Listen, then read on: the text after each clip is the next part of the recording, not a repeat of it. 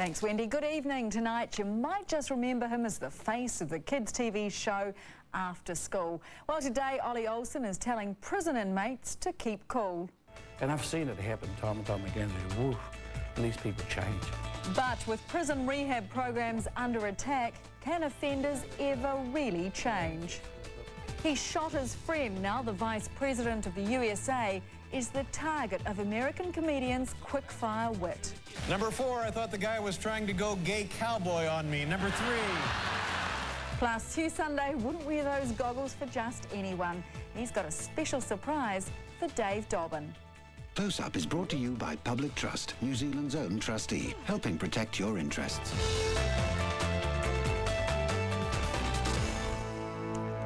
The prison system's been under increasing fire this week. First, it was overcrowded prisons and the suggestion that we adopt more of an open prison system. Then yesterday, the head of prisons admitted that one course designed to rehabilitate inmates was more likely to do exactly the opposite. Barry Matthews vainly defended the straight thinking course, but Corrections' annual report shows that a range of other programs were having just as negative an effect. But if results are anything to go by, there is one course that is achieving some form of rehabilitation. Lorna White got an exclusive look at the Māori Horora program being run by someone you might just remember. Yes, it's AFTERSCHOOLF to school. As a child growing up in the 80s, Ollie Olsen was cool. That's Ollie in 1982, co-hosting After School. The show ran for 6 years. 20 years on, Ollie's laid-back sense of humour is no longer informing children. Instead, it's teaching prison inmates. I just treat everybody as they are, you know, as a person. And it's the same with the camera. I remember my youngest daughter, Kiri, and she'd be watching the telly when Dad's on telly. And I'd be looking at her and talking to her as an individual. So I use the camera just like that. 3 nights a week, he makes the journey from his job at the Wānanga o Aotearoa to here, Christchurch Men's Prison, home to around 800 inmates. Behind every thought, there is a desire.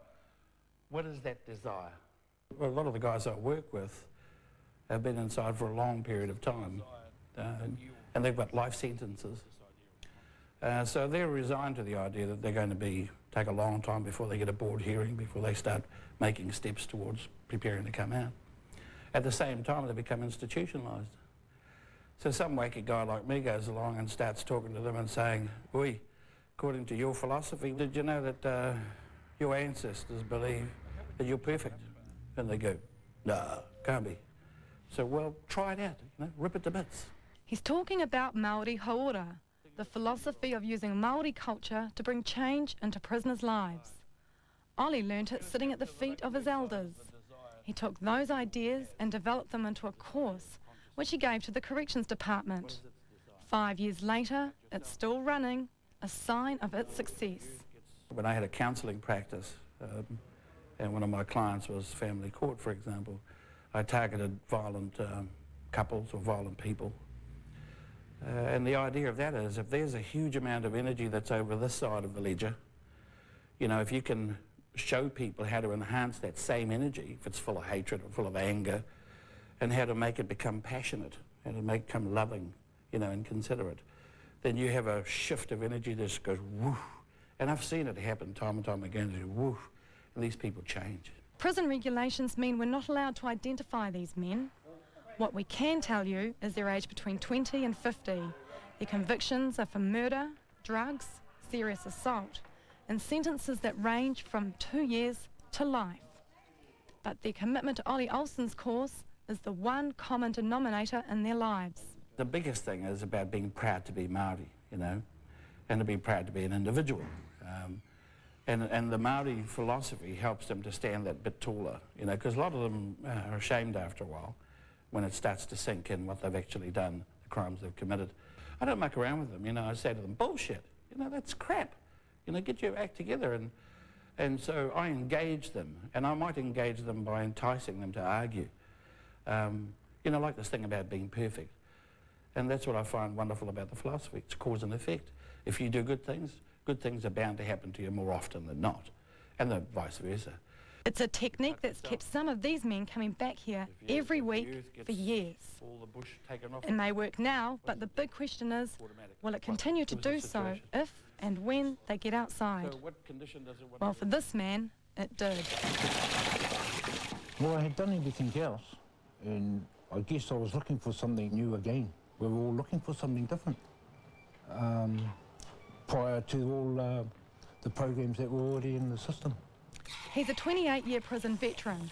We can't identify him because of his old gang connections and criminal past that keep him at risk.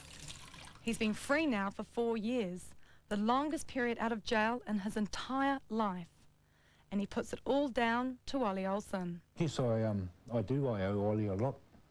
I'd like to say I've been here 4 years now. I'd be lucky if it was out 2 months. Oh, it's not funny, but I'm really wrapped that I'm here, and I'm still here. And yeah, there's no way I'm going back to jail.